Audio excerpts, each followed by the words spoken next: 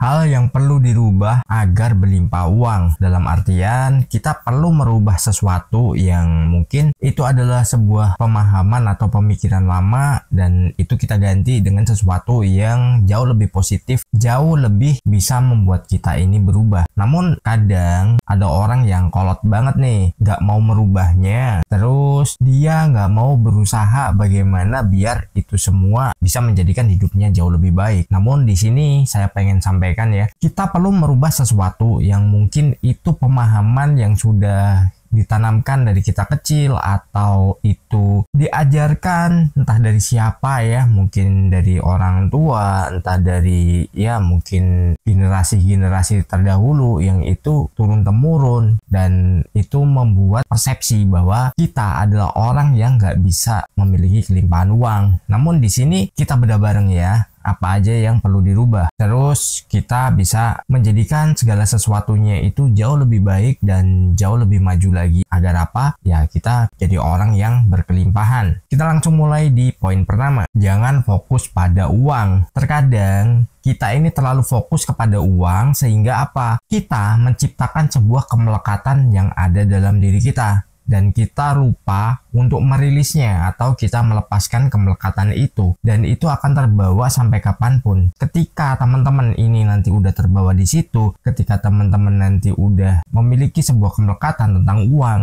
atau segala sesuatu tujuannya adalah uang, nah itu akan berdampak yang kurang baik ya. Karena apa? Ya Anda hanya fokus pada nilai tertentu dan Anda nggak melakukan perubahan agar Anda ini jadi orang yang bisa mudah mendapatkan keuangan atau mendapatkan uang. Entah dari mana sumbernya, entah bagaimana caranya, itu nanti akan dituntun oleh alam semesta. Karena apa? Ketika kita memikirkan sesuatu, ketika kita menginginkan sesuatu, namun kita mengendalikannya dalam pikiran kita bahwa itu bisa kita miliki, dan tentu saja kita harus memprogramkan bahwa semua itu sudah terjadi pada diri kita. Karena ketika pikiran bawah sadar kita mengirimkan sebuah kondisi yang memang itu hal yang kita inginkan, namun seolah-olah kita udah memilikinya, kita udah mendapatkannya, maka apa? Anda melemparkan rasa syukur. Terus alam semesta akan menyesuaikan dirinya dan mengirim semua itu untuk datang kepada Anda. Nanti datangnya kadang nggak disangka-sangka, kadang datangnya ini tiba-tiba, ada yang cepat, ada yang enggak. Uang itu adalah sebuah akibat, bukan sebuah tujuan. Apa yang Anda kerjakan, kerjakan aja. Anda programkan bahwa Anda sudah memiliki nilai uang seperti apa yang Anda inginkan dalam pikiran bawah sadar. Meskipun itu Anda belum mendapatkannya, meskipun Anda belum meraihnya, tapi upayakan kalau Anda bersyukur sekali dan Anda ini berterima kasih bahwa uang itu sudah ada pada diri Anda. Entah nanti masuk ke rekening ataupun itu berwujud apapun, yang jelas Anda harus tanamkan dan Anda harus terima berbagai bentuk dan rupanya. Ketika Anda sudah melakukan itu, maka apa? Anda akan menariknya dalam kehidupan yang nyata. Segala sesuatu itu tercipta pertama kali itu dari apa? Dari pikiran kita. Contohnya, ketika Wright bersaudara pengen menciptakan benda yang bisa membawa orang itu terbang, mereka menggambarkannya dulu dan mereka melakukan imajinasi atau visualisasi bahwa semua itu bisa tercipta. Dan tentu saja banyak ilmuwan lain yang menertawakannya. Karena apa? Gak ada benda yang lebih berat dari burung yang bisa terbang, kata ilmuwan yang lain. Namun buktinya sekarang jadi transportasi yang banyak digunakan untuk keliling dunia. Kita dari pulau ke pulau, kita dari negara ke negara lain, itu juga bisa menggunakan pesawat. Kenapa? Jauh lebih cepat, dan itu bisa teman-teman ciptakan pada pikiran bawah sadar teman-teman bahwa teman-teman sudah memiliki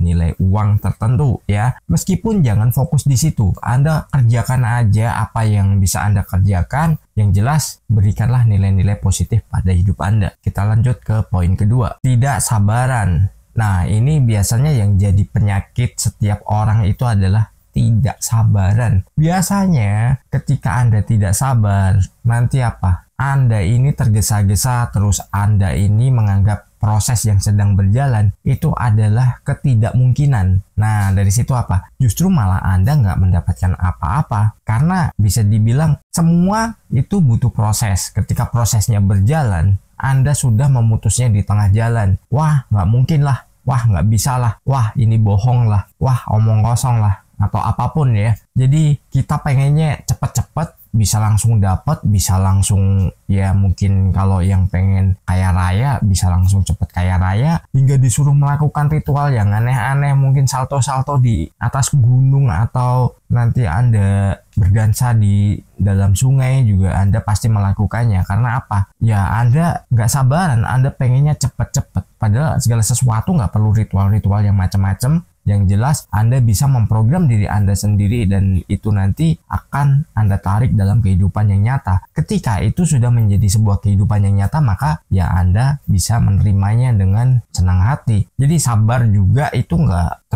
melakukan apa-apa, bukan. Tapi kita juga berusaha. Apa yang bisa kita kerjakan, kita kerjakan. Kadang nih, kita mengerjakan sesuatu yang belum tentu orang lain itu bisa. Namun, orang lain yang gemes ngelihat kita, wah nggak mungkin lah berhasil, nggak bisa lah, mending lu begini, lu begitu. Jadi kita justru disetir orang lain, dan dari situ apa? Ya ketika orang yang menjalankan profesi sama dengan kita dan setelah itu dia konsisten, sedangkan kita terbawa arus oleh omongan orang, ya dia berhasil, kitanya nyungsep. Jadi hati-hati, ketika kita nggak sabaran, kita akan mudah terpengaruh oleh kata orang yang itu nggak ngerti di bidang kita, mereka nggak paham juga, mereka bukan praktisi juga. Tetap aja fokus pada apa yang menjadi tujuan teman-teman. Kita lanjut di poin ketiga, rasa ragu. Biasanya rasa ragu itu muncul, terus rasa ragu ini menjadi sebuah hambatan dan itu membuat kita ini seolah-olah nggak mampu. Dan kadang kita bertanya, apa iya ya? Apa mungkin ya? Ya mungkin di video yang kapan itu saya udah membahasnya juga ya tentang rasa ragu. Jadi kita harus menepiskan yang namanya rasa ragu. Kita nggak boleh ragu ketika kita menjalankan apapun. Namun kita juga nggak boleh diam. Kita harus pelajari dulu. Misalkan nih Anda berjualan terus kondisinya menurun, Anda juga harus evaluasi dulu. Atau Anda bekerja terus kurang produktif nih, jadi dimarahin sama atasan, Anda koreksi dulu. Apa sih penyebabnya? Terus, oh ternyata begini. Anda nggak boleh ragu ketika Anda sudah menemukan caranya. Jalani dulu. Dan jangan takut yang namanya resiko. Ketika Anda takut dengan yang namanya resiko, mungkin bagi yang mau usaha, mungkin gagal, mungkin bangkrut, mungkin kehabisan uang, itu hal yang wajar. Terus kalau pekerjaan mungkin ditolak oleh atasan, mungkin malah nggak dihargai sama sekali. Tapi fokus aja, udahlah. Seperti itu. Seperti contohnya sepatu Nike. Waktu menemukan namanya Nike, waktu membentuk logo, itu juga si bosnya ragu-ragu. Bisa nggak ya? Alah, udah mepet banget nih, mau nggak mau harus dijalankan. Dan akhirnya apa? Sekarang terkenal. Sekarang banyak dicari dan jadi barang yang bergengsi. Kita lanjut di poin keempat. Belajar dari kesalahan. Ya, kita harus evaluasi. Kita ada kelemahannya di mana sih? Kita ada kesalahannya di mana sih? Ya, kita perbaiki. Dan kita harus kembangkan juga. Nanti ketika kita udah menemukan, oh ternyata permasalahannya di sini, ya kita harus segera benahi, kita harus segera perbaiki, biar kita bisa menjalankan segala sesuatunya itu dengan lancar juga. Tindakan gerakan itu memang harus. Jadi Anda nggak harus pergi kemana, harus ngapain, itu bukan seperti itu. Kalau Anda bisa mengerjakannya di rumah atau di kamar, ya silahkan aja. Yang jelas Anda jangan pernah berhenti. Anda harus segera melakukan sebuah perubahan yang itu bisa membawa Anda menjadi orang yang berkelimpahan. Salam harmonis. Di layar kecil cerita dimulai, channel Kurai Mimpi, berisi inspirasi, bicara tentang mimpi yang tak pernah usai. Law of attraction, kunci meraih visi.